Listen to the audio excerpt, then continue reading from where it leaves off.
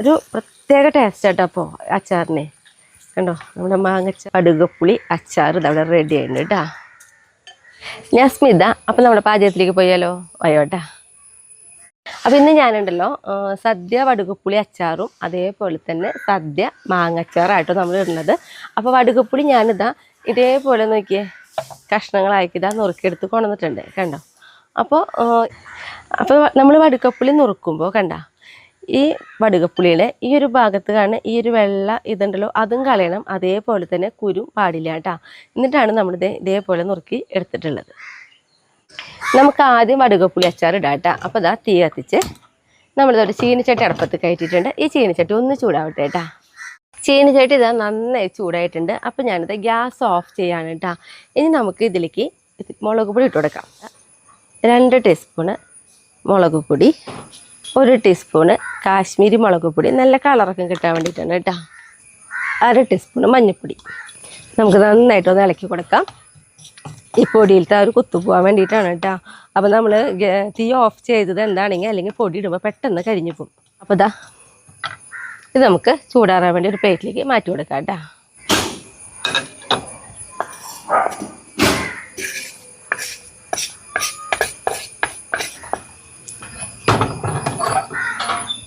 ഇതൊന്ന് ചൂടാറട്ടെ. ചൂടാറിയതിന് ശേഷമാണ് നമ്മൾ ഇതിലേക്ക് ഇട്ട് കൊടുക്കുള്ളൂ കേട്ടോ.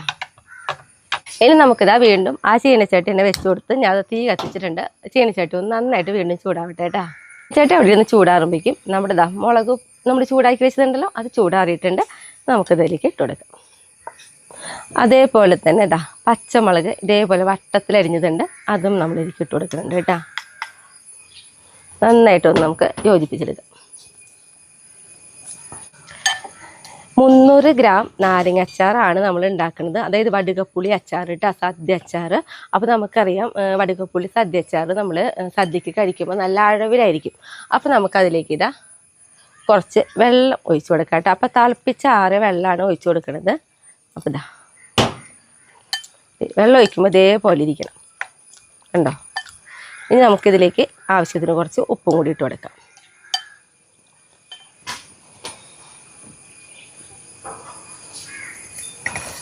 ഉപ്പ് നമ്മൾ ആദ്യം കുറച്ചിടുക. എന്നിട്ട് നമുക്കറിയാം അച്ചാറിൽ ഉപ്പ് ഇത്തിരി മുന്നിൽ വേണം. അപ്പോൾ ഉപ്പ് ഇട്ട് കൊടുത്തിട്ട് ടേസ്റ്റ് നോക്കുക. എന്നിട്ട് വേണമെങ്കിൽ നമുക്ക് വീണ്ടും ഉപ്പ് ഇട്ട് കൊടുക്കാം കേട്ടോ. നന്നായിട്ട് ഇളക്കി കൊടുക്കാം. പിന്നെ ഇതിലേക്ക് വേണ്ടത് ഒരു 3/4 ടീസ്പൂണ് ഉലുവപ്പൊടി ഇട്ട് കൊടുക്കുന്നുണ്ട്. അതേപോലെ തന്നെ 3/4 ടീസ്പൂണ് കായപ്പൊടിയും കൂടി നമ്മൾ ഇട്ട് കൊടുക്കുന്നുണ്ട് കേട്ടോ. നമുക്ക് നന്നായിട്ടൊന്ന് ഇളക്കി കൊടുക്കാം. ഇനി നമുക്കിതിലേക്ക് താളിക്ക് മാത്രമേ വേണ്ടൂ. അപ്പോൾ തൊട്ടുപ്പെടുത്ത് നമ്മുടെ ചീനിച്ചട്ടി ചൂടായിട്ടുണ്ട്. അപ്പോൾ നമുക്കതിലേക്ക് നല്ലെണ്ണയാണ് ഞാൻ ഉപയോഗിക്കുന്നത്.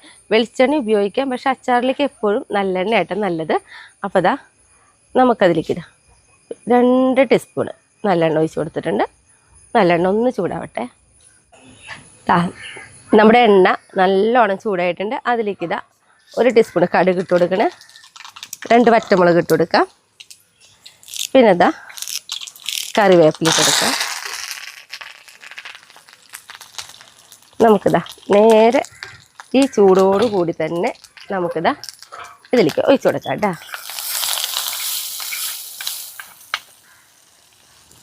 അപ്പോൾ നമ്മുടെ സദ്യ വടുകപ്പുളി അച്ചാർ ഇതവിടെ റെഡി ആയിട്ടുണ്ട് കേട്ടോ. ഇനി നമുക്കുണ്ടല്ലോ മാങ്ങച്ചാർ ഇടാം. ഇനി നമുക്കിതാ മാങ്ങച്ചാർ ഉണ്ടാക്കാം.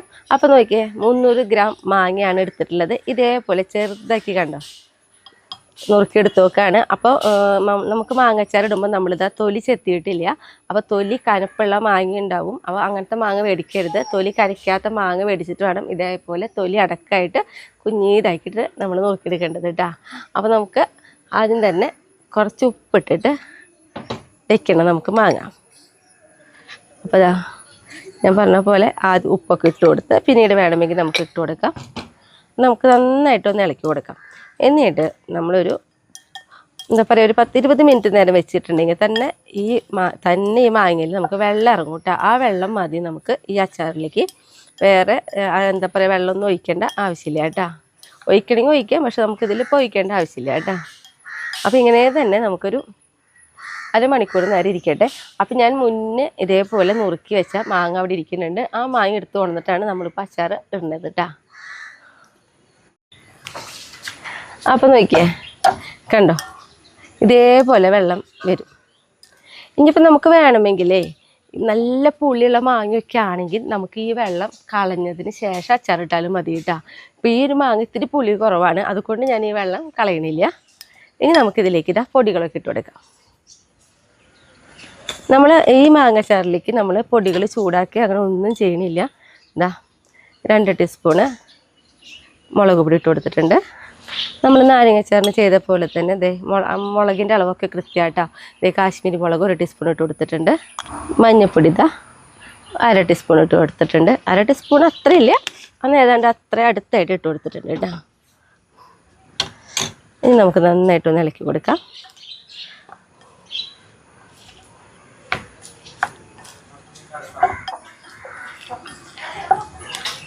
കണ്ടോ, ഇതേപോലെ നമ്മൾ നന്നായി ഇളക്കി കൊടുത്തിട്ടുണ്ട്.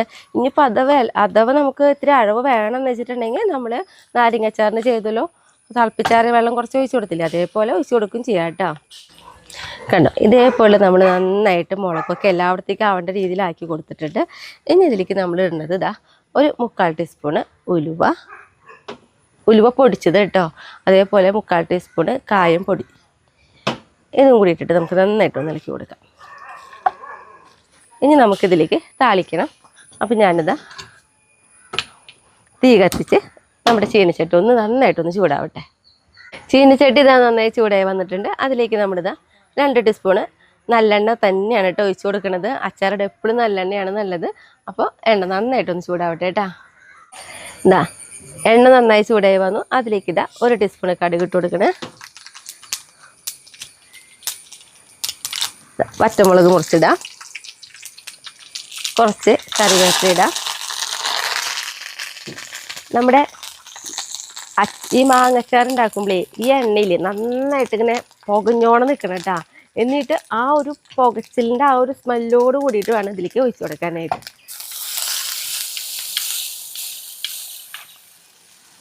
നന്നായിട്ട് പുകയണം. ഒരു പ്രത്യേക ടേസ്റ്റ് ആട്ടോ അപ്പോൾ അച്ചാറിനെ. കണ്ടോ, നമ്മുടെ മാങ്ങച്ചാർ ഇതവിടെ റെഡി ആയിട്ടുണ്ട്. അത്രേ ഉള്ളൂ. ഭയങ്കര സിമ്പിളായിട്ട് ഉണ്ടാക്കാൻ പറ്റുന്ന 2 സദ്യ അച്ചാറാണ് നമ്മൾ ഉണ്ടാക്കിയിട്ടുള്ളത്. പിന്നെ അത് മാത്രമല്ല, സദ്യ അച്ചാർ ഉണ്ടാക്കുമ്പോൾ 2 ദിവസം ഇരിക്കുള്ളൂ, ഇന്നും നാളെയും. ഈ 2 ദിവസം ഇതേ സെയിം ടേസ്റ്റിലായിരിക്കും. അത് ഇനി പിറ്റേ ദിവസത്തേക്ക് ഇതിൻ്റെ ടേസ്റ്റ് മാറി തുടങ്ങും. അപ്പോൾ നമ്മൾ എന്ത് ചെയ്യണമെന്ന് വെച്ചിട്ടുണ്ടെങ്കിൽ നേരെ ഫ്രിഡ്ജിൽ വെക്കണം. അങ്ങനെയാണെങ്കിൽ നമുക്ക് ആവശ്യത്തിന് കുറേശ്ശെടുത്ത് ഉപയോഗിക്കാം. അതല്ലാതെ മറ്റുള്ള അച്ചാർ പോലെ കേടാവാതെ കുറേ ദിവസം ഇരിക്കുക അങ്ങനെ ഒന്നും ഉണ്ടാവില്ല കേട്ടോ. അപ്പോൾ അതിൻ്റെ അച്ചാർ ഇവിടെ റെഡി ആയിട്ടുണ്ട്. എന്തായാലും ടേസ്റ്റ് നോക്കാനായിട്ട് ഞാൻ ഷായേട്ടനെ വിളിക്കട്ടെ. അപ്പോൾ നാരങ്ങച്ചാർ ഇടുമ്പോൾ കണ്ടോ ഇങ്ങനെ ഒരു അഴവിലായിരിക്കും കണ്ട. പക്ഷേ നമ്മുടെ മാങ്ങച്ചാർ ഇടുമ്പോൾ നോക്കിയേ ഇതേപോലെ കട്ടയിട്ടാട്ട് വരിക. അത് ചാറിൽ കുറച്ച് ചാറ് കൂട്ടിയിട്ട് ഉപയോഗിക്കുന്നവരുണ്ട്. പക്ഷെ നമ്മൾ ഇങ്ങനെയായിട്ട് ഉണ്ടാക്കിയിട്ടില്ല. അടിപൊളി 2 അച്ചാറുകൾ ഇതിന്റെ എണ്ണയൊക്കെ ശരിക്കും തെളിഞ്ഞു നിൽക്കും. അടിപൊളിയായിട്ട് അതിൽ വെള്ളം ഉള്ള കാരണം നമ്മുടെ നാരങ്ങ രുചി നോക്കുമ്പോ വാരി വലിച്ചടിക്കാൻ പറ്റില്ലാട്ടാ അച്ചാറ് കാരണം. എന്നാലും നല്ല രസം. സദ്യക്ക് പോകുമ്പോൾ ശരിക്കും ശ്രദ്ധിക്കുക. കക്കൊന്നും ഇല്ല കേട്ടോ, കലപ്പൊന്നും ഉണ്ടാവില്ല. കക്കില്ല എന്നല്ലത് പെട്ടെന്ന് നമ്മുടെ ഭാഷയിൽ പറഞ്ഞു പോയത്. കലപ്പൊന്നും ഇല്ല കേട്ടോ അച്ചാറിന്. അടിപൊളി രസാ. നല്ല രസമുണ്ട്. സദ്യക്ക് പോണ മാതിരി തന്നെ ശരിക്കും. അതേമാതിരി മാങ്ങാരിയും സദ്യക്ക് പോയി ഞാൻ മാങ്ങച്ചാർ എപ്പോഴും കൂടുതൽ മേടിക്കും. അടിപൊളി എന്ന് പറഞ്ഞാൽ എല്ലാവരും അപ്പോൾ ഈ ഓണത്തിന് ഈ 2 അച്ചാറുകൾ ശരിയാക്കിയുള്ളൂ കേട്ടോ. നിർത്തല്ലേ. അപ്പോൾ അടുത്ത ദിവസം അടുത്ത വീഡിയോ.